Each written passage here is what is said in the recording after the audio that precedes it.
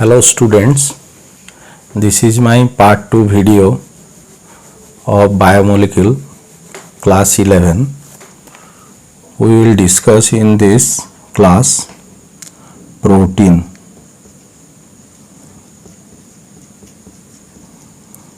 Or proteins. So the protein is very important biomolecule which participates in structure of the organism or the cell tissue.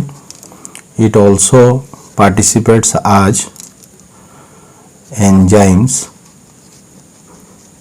because all enzymes are protein except the ribozymes, that is functional protein. Functional protein, and some proteins also participate as hormones like insulin as the chemical messenger. So protein has very important role, very significant role for the living organism. So these proteins, when we take proteins, it is digested into amino acids. So this confirms that proteins are made up of amino acids, and amino acids are the compound having two functional group, amine group as well as carboxylic acid group is there. One molecule contains two functional groups. So the chemical name of protein is called as polypeptide. So this polypeptide means what? Poly means many, peptide means the bond between two adjacent amino acids.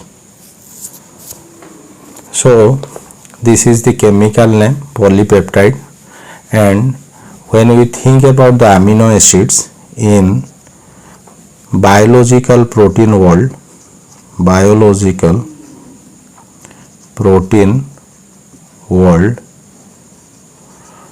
20 types of amino acids are the building block of all millions of types of proteins found in the living system. But in chemical world, more than 300 types of amino acids are so far discovered. So it is very important that 20 types of amino acids has significant role in the biological living world. So we can cite some names of amino acids.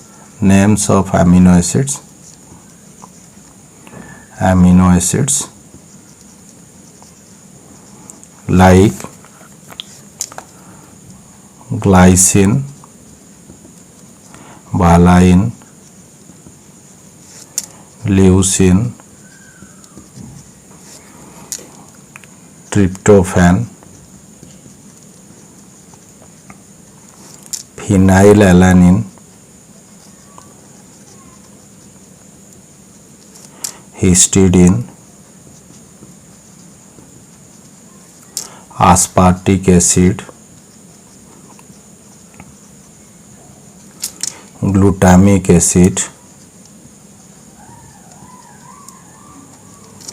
asparagine, glutamine, then serine. So in this way some amino acids are there. What? These are the building block of proteins. So we have to now draw the structure of a amino acid, that is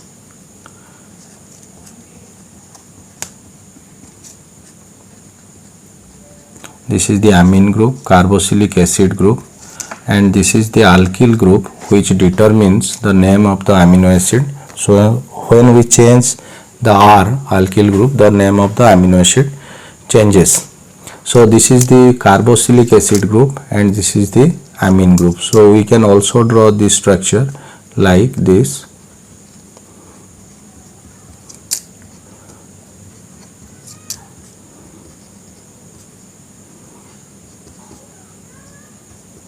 So in this way we can write this, that is R group. So in aqueous medium, what happens? In aqueous medium, this amino acid dissociates and form, this is, and this is R. So plus and minus ion, both ion is present in single amino acid when added to the water or aqueous solution. This is called Zwitter ion.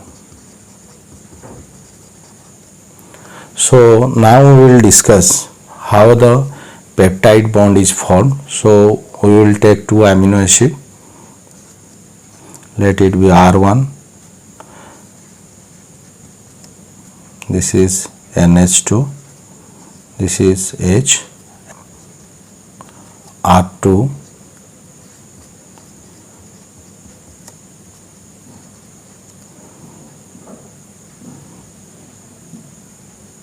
so H and H, this is N and this is H. So here what happens, this H and OH, this is removed as water and forms the peptide bond,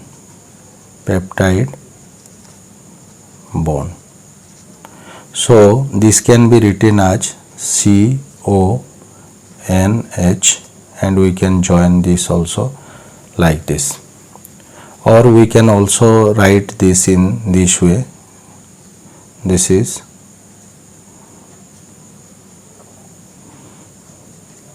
and we can join here also.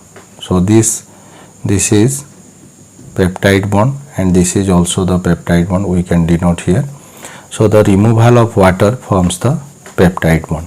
So two amino acids are joined together. So when we go on adding more than two amino acids, this is the C terminal and this is the N terminal. So in a polypeptide chain, when we join n number of amino acids, there must be a C terminal and another is the N terminal of the polypeptide chain. Now we will discuss the structure of protein. So four different types of structures are there: primary structure, secondary structure, tertiary structure, and fourth one is quaternary structure. So when we take the structure simply, in primary structures the amino acids are arranged. This is the structure of polypeptide chain where large number of amino acids are there. So in primary structure the amino acids are arranged linearly, but it is slightly wavy because here the amino acids are there, and this wavy structure is because of the disulfide bridge. This is the disulfide bridge or linkage creates a tension and it becomes slightly wavy. And the primary structure was first in 1953. Frederick Sanger,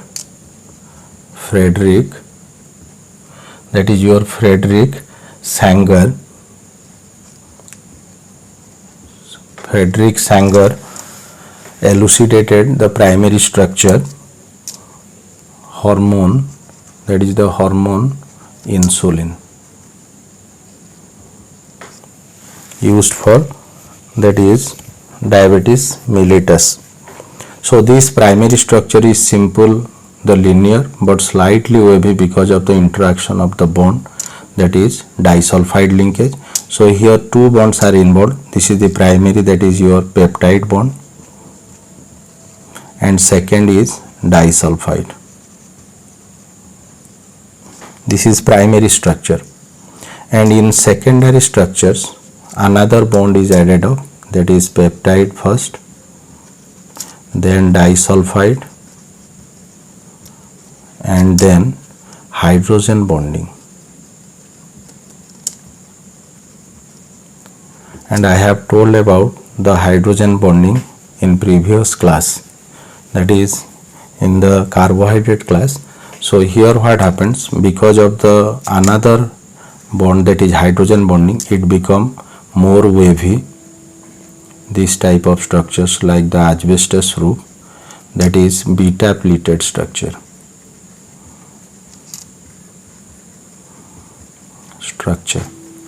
And it may be also found in the coil structure or helical structure. So this is called alpha helical structure.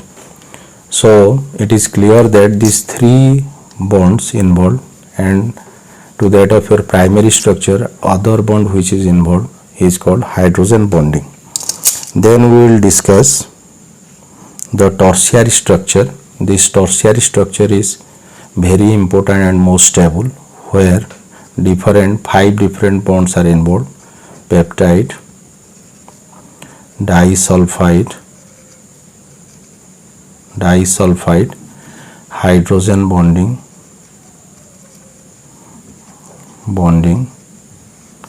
and ionic interaction,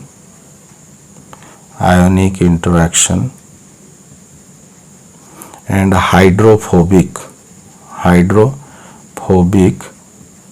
interaction.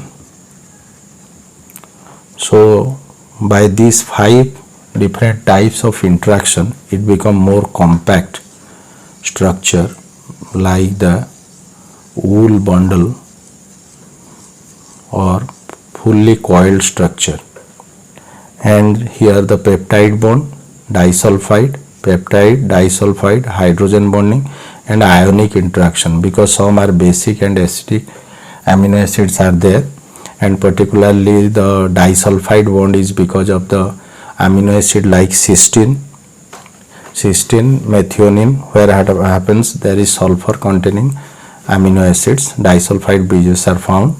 And here what happens, the peptide, disulfide, hydrogen bonding, and ionic interaction, because of plus and minus, same charges, that is repulsion, and opposite there is attraction. And hydrophobic interaction is of great importance, because some hydrocarbon chains, they hate water. So when the protein is synthesized in the cell by the ribosome, then here what happens, the hydrocarbon chains, they repel water and forcefully enter into this structure and makes it more compact. So this is tertiary structure, which is most stable, and most enzymes, all enzymes are mainly found in this stable structure, that is tertiary structure. Then quaternary structure is also very important, and all these primary and secondary and tertiary structures, this is intra-chain structure, but here this is interchain stability,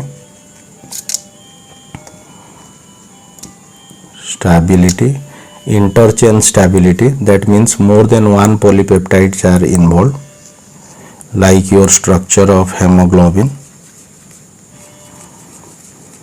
alpha chain, 2 alpha, 2 beta chain is there, iron atom. So this is here what happens, the interchain stability is there and making the globular proteins.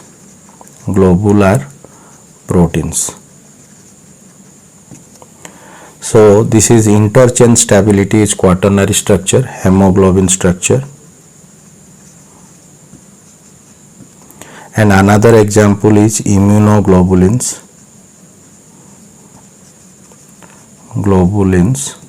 Like different types of immunoglobulins, IgG, IgE, IgM, IgD and IgA. So in immunoglobulins we will find this type of structure, 2 heavy chain. We can discuss this in immunology or immunity chapter, and 2 light chains.